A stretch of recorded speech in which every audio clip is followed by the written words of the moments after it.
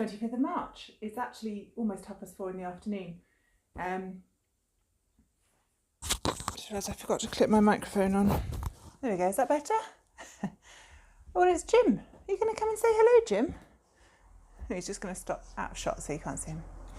Yeah, 4:30 in the afternoon, another beautiful sunny day in South Wales. And it's been busy.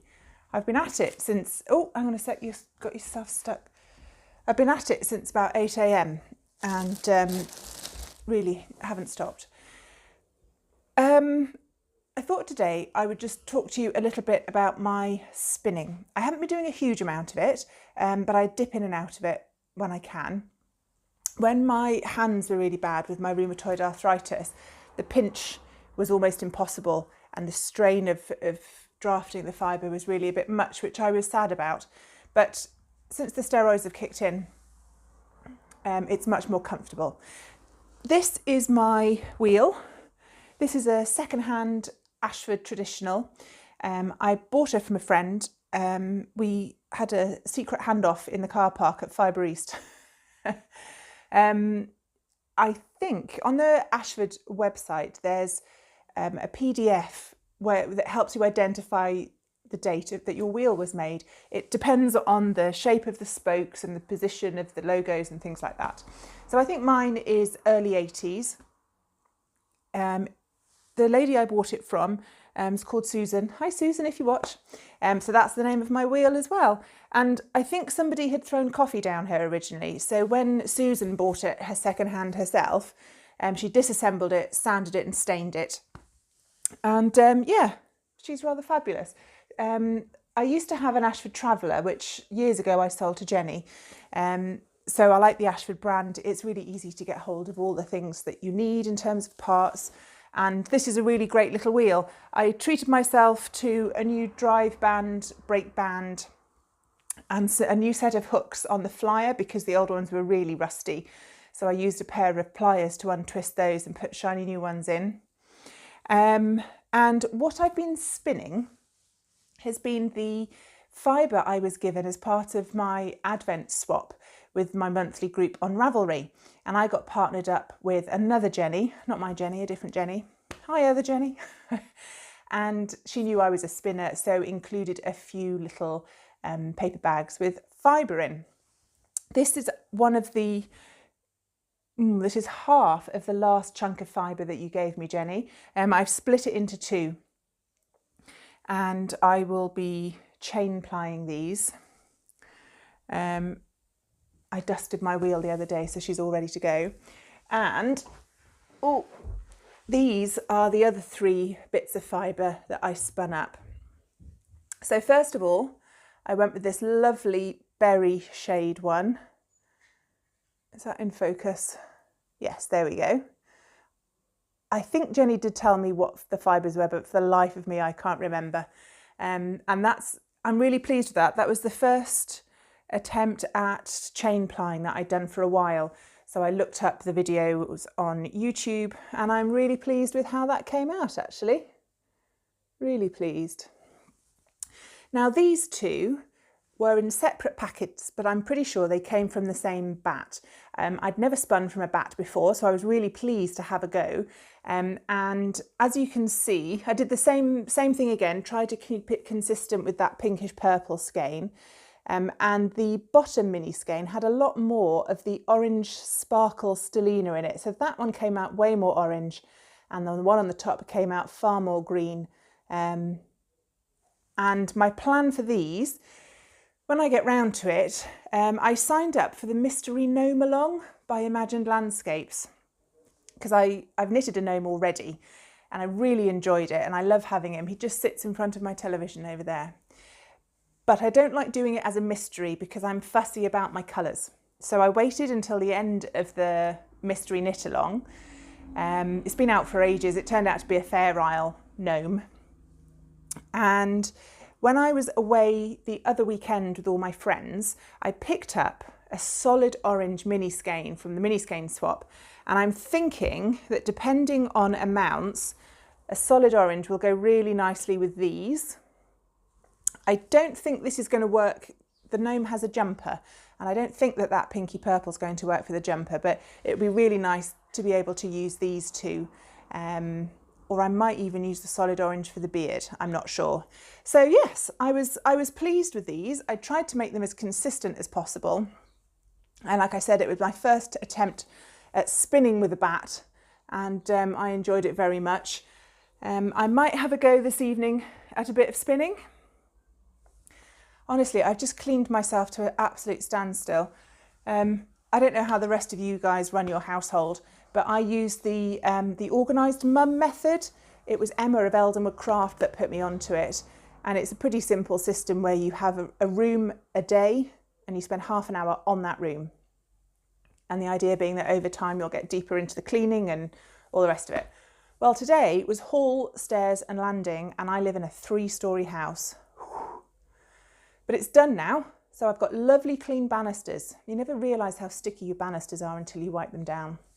And hoovering the stairs is my absolute least favourite job. But that's done. And it's my turn to cook dinner as well. So I'm going to record this and then I think have a cheeky spin before I start making dinner. The other bit of spinning stuff I wanted to show you is basically acquisitions. A friend of Jenny's and mine was selling her e-spinner and Jenny was keen on that.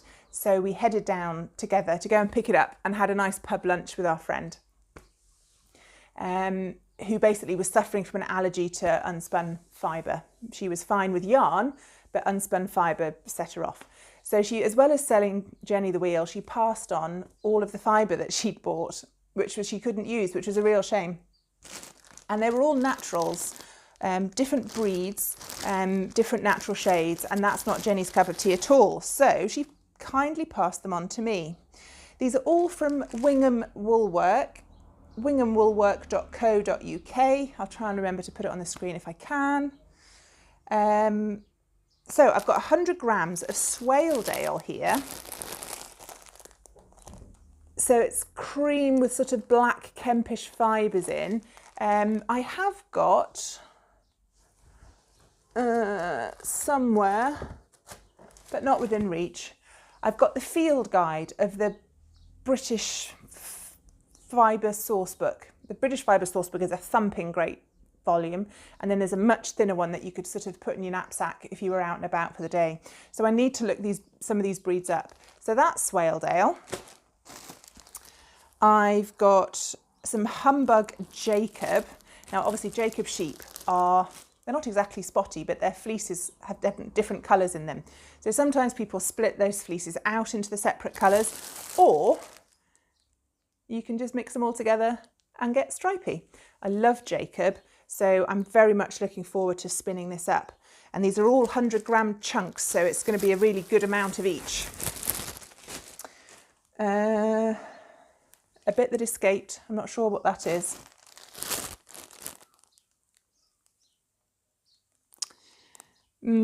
BWT. I think this is Black Welsh Mountain. Yes, it is. Oh. Now, Black Welsh Mountain is actually very, very, very dark brown. And it is soft enough to use by itself. I know that Daughter of a Shepherd, I think she has Black Welsh Mountain as well. And obviously you can blend it with other colours to darken it. Certainly it's not merino soft, but it's really nice yarn. And of course it's Welsh, so that's exciting. Next up, Shetland. Yes. Now again, Shetland come in different shades, and this is the Mooret colourway. So it's a beautiful sort of cafe au lait colour. Really beautiful. And this Shetland, I think I'm going to spin into a 2-ply fingering weight. So try and emulate Jamieson and Smith's, classic 4-ply yarn. Again, really lovely colour. I'll have to put these back in the bags afterwards or we'll be here all day. That one says BLT in it. Not sure what that means. BLT? That's a bacon, lettuce and tomato sandwich. wonder if I've still got the invoice in the bottom. Don't know.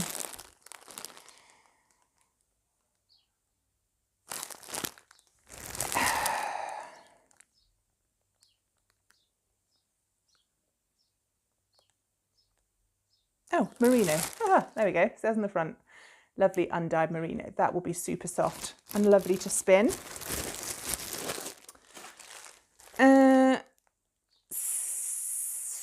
Oh, I think this is Cheviot. Cheviot. Again, beautiful creamy colour. Again, certainly not merino, but very wearable for me. I'm pretty bomb-proof when it comes to fibre, so that will be fun to spin up as well.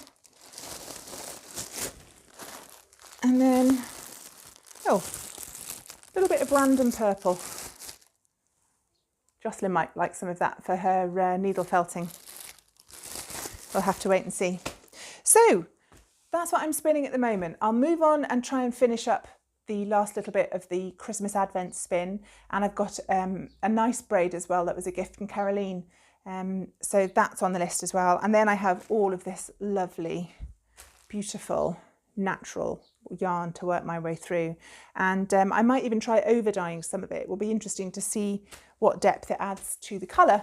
But that will have to wait until I get to see Jenny again, because unfortunately, we're all stuck at home for now. Anyway, I hope you enjoyed this little nose around my spinning and that you have plenty of time for crafting today. Stay safe, wash your hands, and I'll see you tomorrow. Bye.